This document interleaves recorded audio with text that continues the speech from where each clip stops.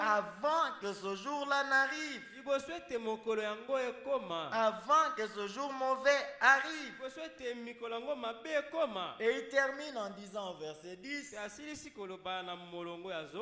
vanité de vanité, tout est vanité. Sur cette terre, frère, tout ce que nous pouvons voir n'est que vanité. Il n'y a en réalité rien de tout ce qui existe sur cette terre qui pourra rester sans s'user. C'est là que Frère Branham pouvait dire avec raison qu'il n'y a rien d'inusable sur cette terre. Tout ne pourra que s'user un jour. Vous achetez un habit neuf aujourd'hui.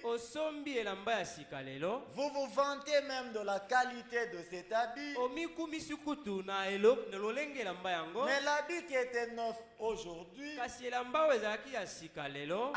le temps, cet habit finit par s'user. L'habit que vous appréciez avant, vous ne l'appréciez plus. Parce que sa qualité ne fait que se détériorer. Vous pouvez acheter une chaussure neuve à votre enfant. Mais avec le temps, il arrivera que cette chaussure s'use. Même si elle ne s'use pas, mais elles peuvent quand même à un certain moment ne plus convenir à cet enfant-là. Et là, vous serez obligé de lui chercher une autre paire de chaussures. Vous allez couper les herbes ce matin pour arranger votre parcelle, qu'elle devienne très propre. Revenez après un temps, vous trouvez les herbes ont poussé encore, la parcelle est de redevenue encore sale, et vous êtes obligé de tondre encore. Vous vous lavez le matin, vous êtes propre, vous sortez, vous ne faites rien, vous ne vous couchez même pas par terre, vous dormez le matin, vous vous retrouvez encore sale. Et vous êtes obligé de vous laver encore. Ce n'est qu'un cycle continu comme ça. Aujourd'hui, c'est comme si c'est bien, vous avez arrangé. Demain, ce n'est plus bien, vous devez réarranger encore. Vous étiez jeune, très beau, très belle. Mais avec le temps, le corps commence à s'user et vous devenez de plus en plus laid. Et certains ont même honte de se regarder sur le miroir. Vous que les gens suivez même derrière à cause de votre beauté. Mais il arrive un temps où les enfants vous fuient même. Parce qu'ils ne peuvent même pas regarder votre visage. Pourquoi? Parce que vous fanez déjà.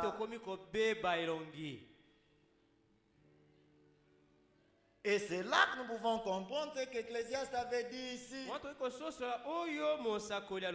En réalité, bien-aimés frères, il n'y a rien de bon sur cette terre en quoi nous puissions trouver pleinement satisfaction. Non, tu peux trouver ton plaisir dans une chose maintenant, mais après demain la chose s'use et vous n'avez plus de plaisir là-dedans.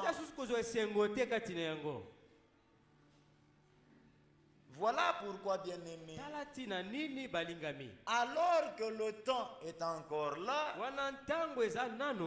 Alors que nous avons la possibilité de nous approcher de Dieu,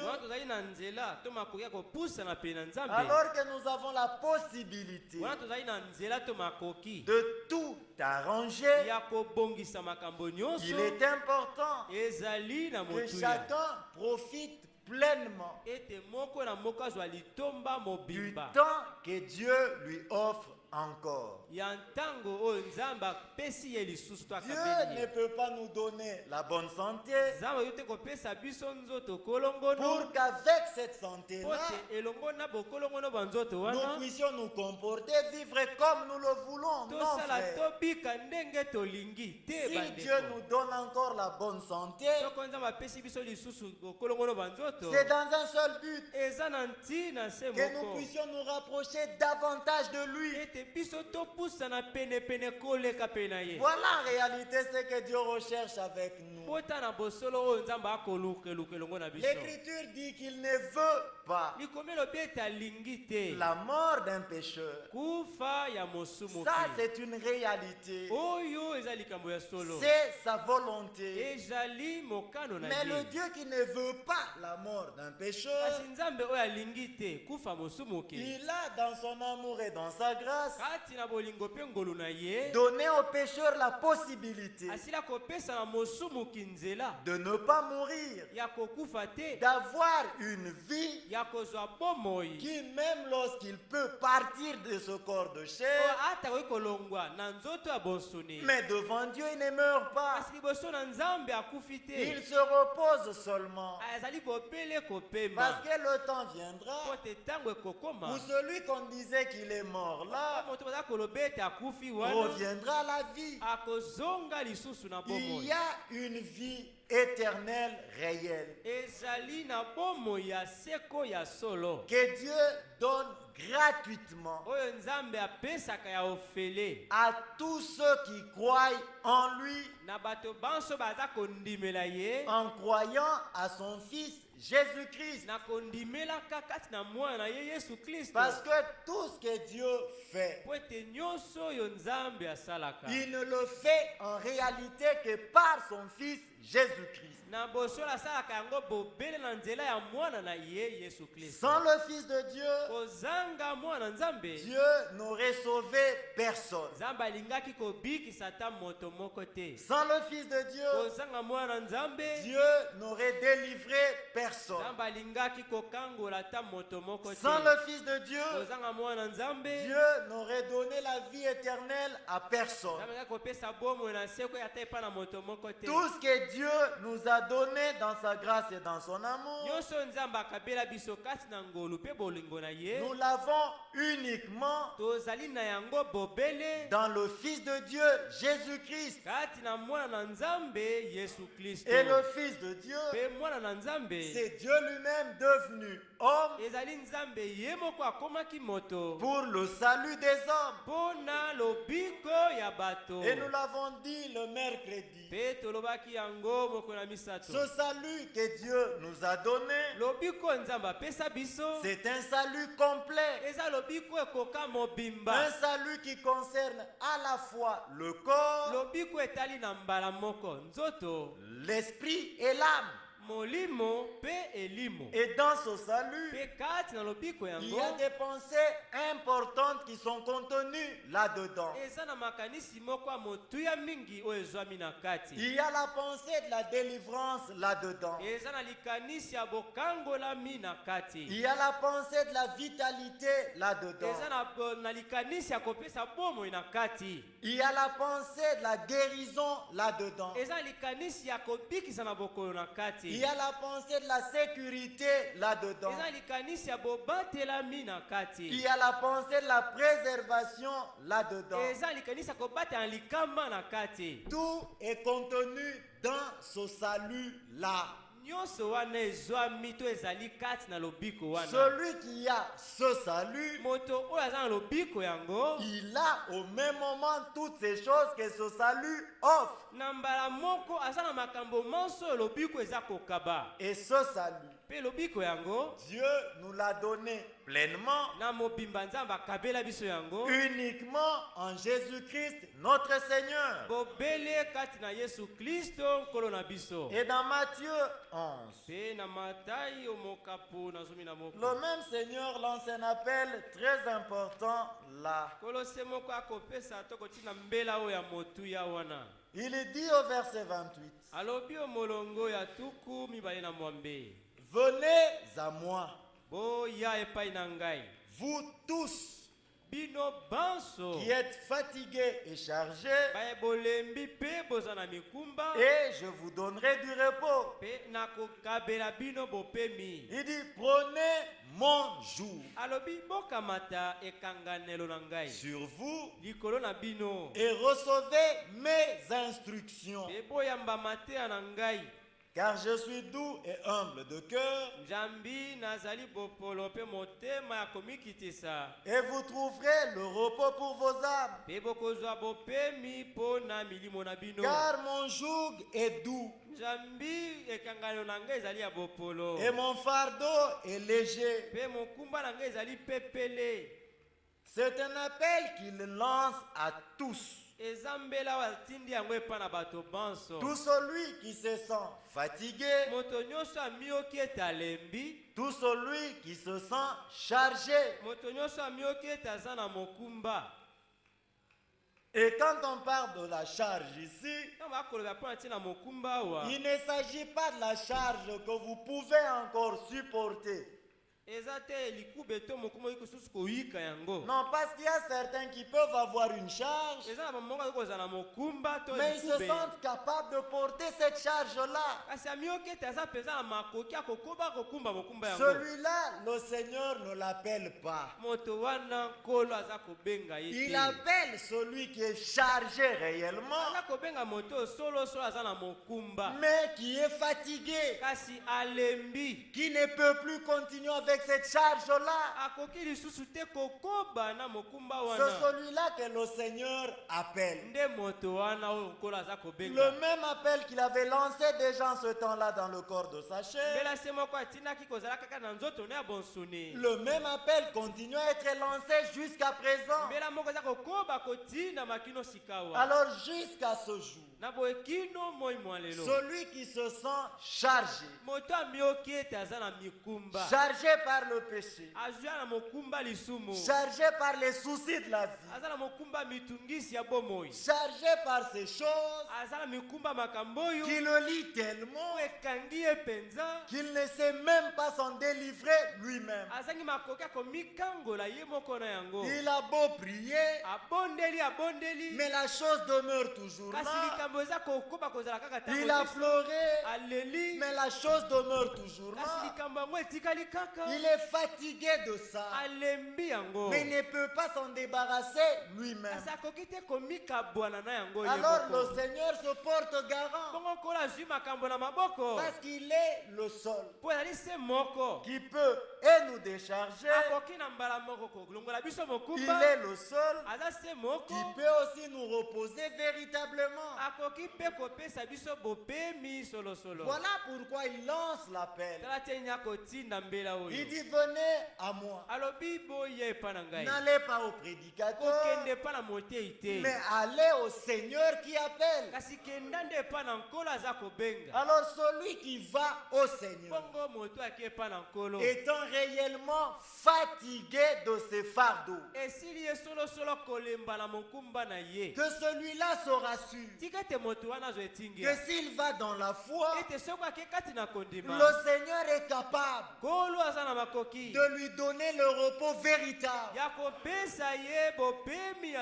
Le Seigneur est capable de lui donner la délivrance véritable. Voilà pourquoi, frère, vous qui vous qui pleurait à tout moment à cause de ses péchés, des faiblesses de ce corps qui sont attachés encore à nous. Nous sommes fatigués véritablement de cela. Effectivement, nous ne voulons pas de ça dans nos vies. Si nous allons au Seigneur, prenons courage. Amen. Parce qu'il est réellement capable de nous délivrer. Mais il ne parle pas seulement de ça. Il dit à celui qui vient à lui là, ou à ceux qui viennent à lui là, prenez sur vous mon joug. L'écriture ne dit même pas prenez sur vous le joug, non. Parce qu'il ne s'agit pas que chacun amène son propre joug, non. Il est question que celui qui vient à lui, qu'il prenne son joug à lui. Amen. Et le joug, nous le savons tous. C'est une pièce en bois qui attache ensemble les animaux. Mais pas n'importe quel animal, mais les animaux de la même nature. On ne peut pas prendre un bœuf, le placer dans un même joug avec une chèvre. Non. Il faut seulement un bœuf avec un bœuf. Et souvent dans le joug, on ne place pas des animaux qui ont la même force, le même poids. Non. On prend toujours un animal qui est vieux, trop lourd là. Et on l'attelle avec le jeune qui est moins léger, moins fort. Pourquoi on le fait ainsi? Le vieux étant trop lourd, son poids est très important pour maîtriser le jeune. Le jeune avec sa vigueur, il peut marcher plus rapidement. Mais en marchant plus rapidement, il risque de se fatiguer. Alors s'il veut aller rapidement, le vieux qui est lourd, qui pèse plus que lui, à cause de son poids, il le freine. Il veut aller rapidement, mais le poids du vieux l'arrête. Lorsqu'il est fatigué, il peut vouloir se reposer, mais le poids du vieux l'entraîne. Il veut marcher calmement, mais le vieux l'entraîne de telle manière qu'il marche au même pas que le vieux. Et ici il est question de prendre le joug du Seigneur. Le Seigneur est le Fils de Dieu. Il avait la nature de Dieu en lui. Ne peut être placé sur le même joug que le Seigneur. Seulement celui qui a sa nature en lui, qui a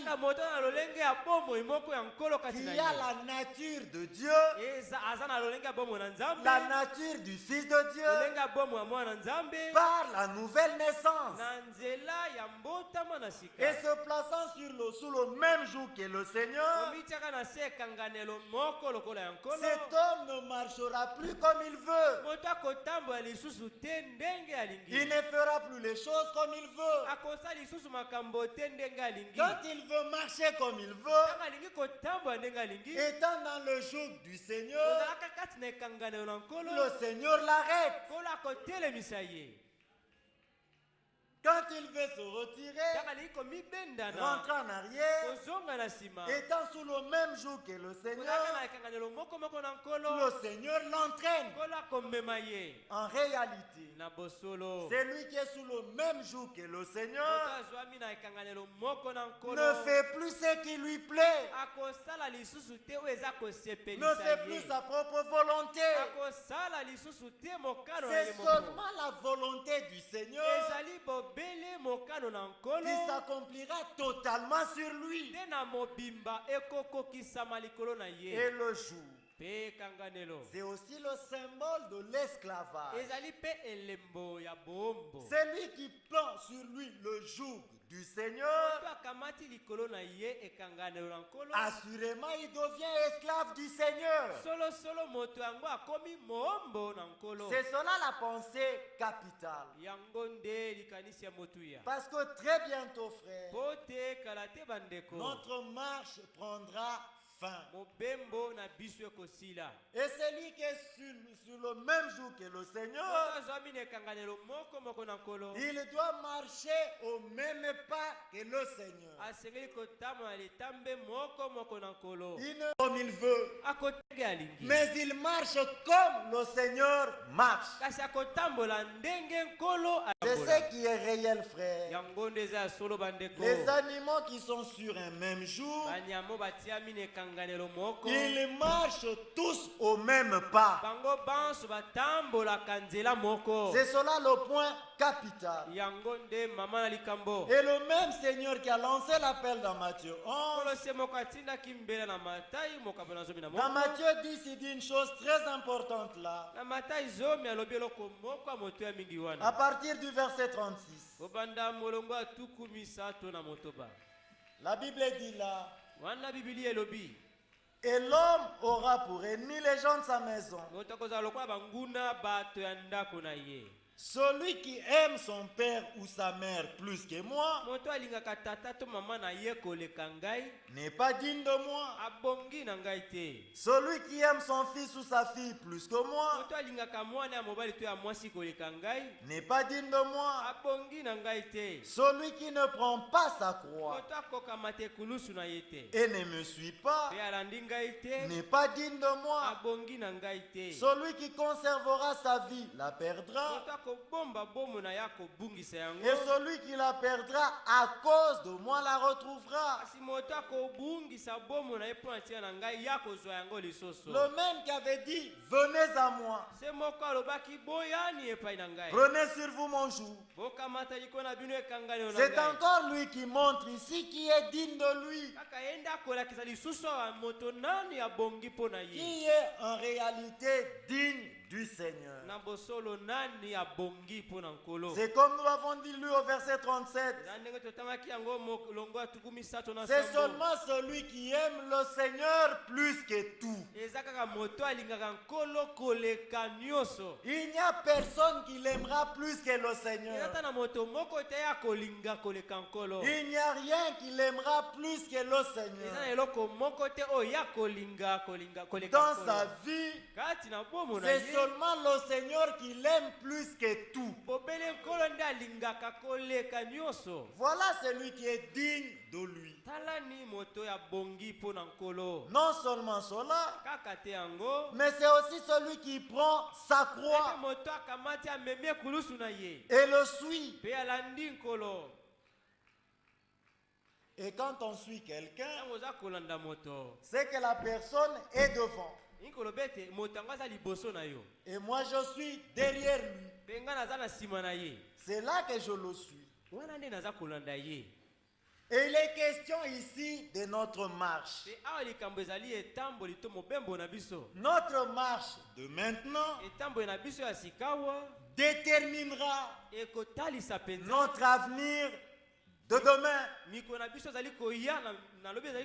déterminera même notre éternité. D'un côté, il est question de porter son joug et de marcher avec lui. Là, on marche côte à côte. Et ici, il est question de le suivre. Les deux écritures sont vraies.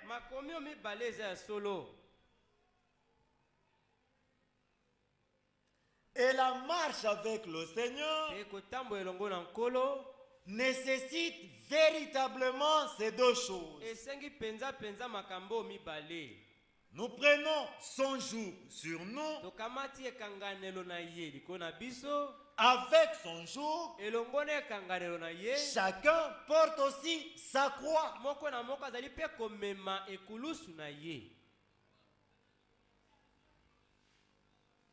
Nous ne le rencontrerons pas par notre croix. Nous le rencontrons à sa croix à lui. Nous le rencontrons à Golgotha. Nous faisons là des expériences du salut avec lui. Et dans la marche avec lui, chacun doit être capable de porter sa propre croix. Le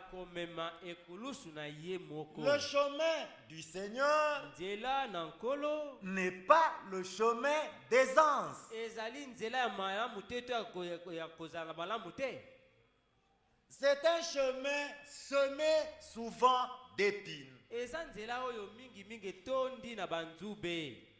Des moments difficiles viendront. Des mauvais temps viendront certainement. Mais nous devons être capables de supporter ces mauvais temps-là tout en restant attachés au Seigneur, attachés à sa parole, marchant selon sa parole.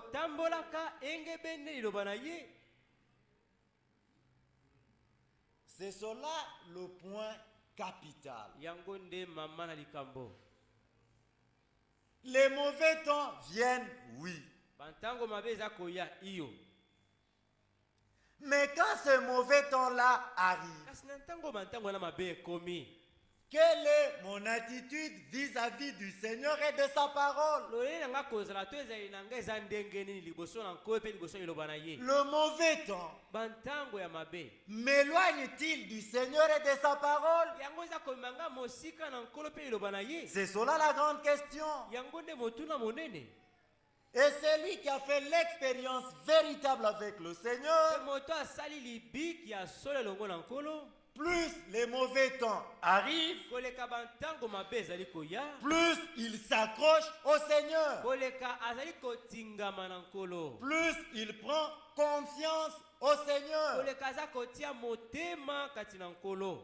C'est cela le point capital. Et que Dieu nous vienne véritablement en aide pour que la marche avec le Seigneur devienne une réalité dans la vie de chacun de nous.